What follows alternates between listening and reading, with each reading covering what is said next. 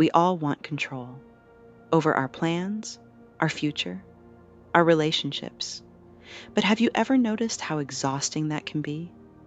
We strategize, stress, and strive, only to find ourselves anxious, disappointed, or afraid.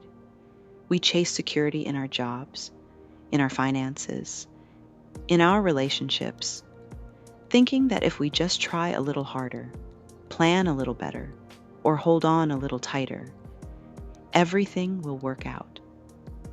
But what if the problem isn't that we need to hold on more? What if the problem is we need to let go? What if there was another way?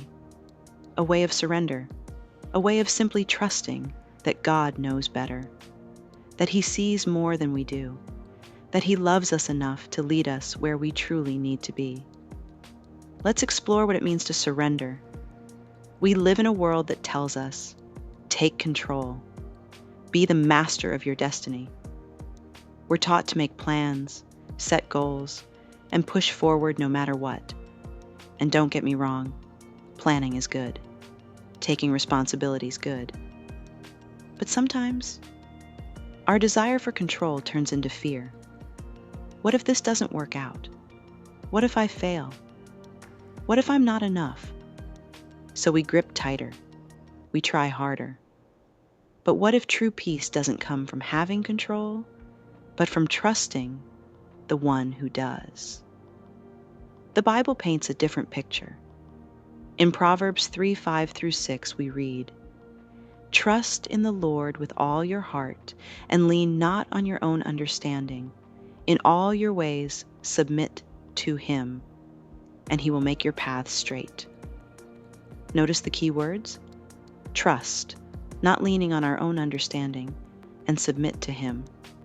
This verse doesn't say, figure it all out and then trust God. It doesn't say, make sure everything is under control and then surrender. No, it says, trust Him first. It's an invitation, not to strive, but to surrender. Because here's the truth.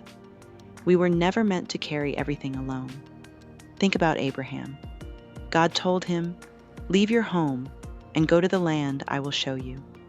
Not the land you have figured out, not the land you have mapped out, but the land I will show you.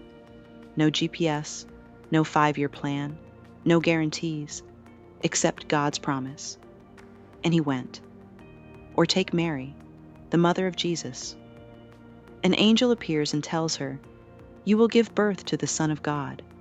She could have responded with fear. She could have demanded answers. How will this work? What will people say? What if I'm not ready? But instead, she simply said, I am the Lord's servant. May your word to me be fulfilled. Surrender. Trust. A step into the unknown, led by the one who knows all things. So why is it so hard for us? Why do we struggle to surrender? Because surrender means giving up control. And control makes us feel safe. Or at least, it makes us think we're safe. But are we really? What if the very thing we're clinging to is actually holding us back? What if our desperate attempts to control everything are the very things keeping us from the peace and freedom God is offering? In Matthew 16:25, Jesus said, whoever wants to save their life will lose it, but whoever loses their life for my sake will find it.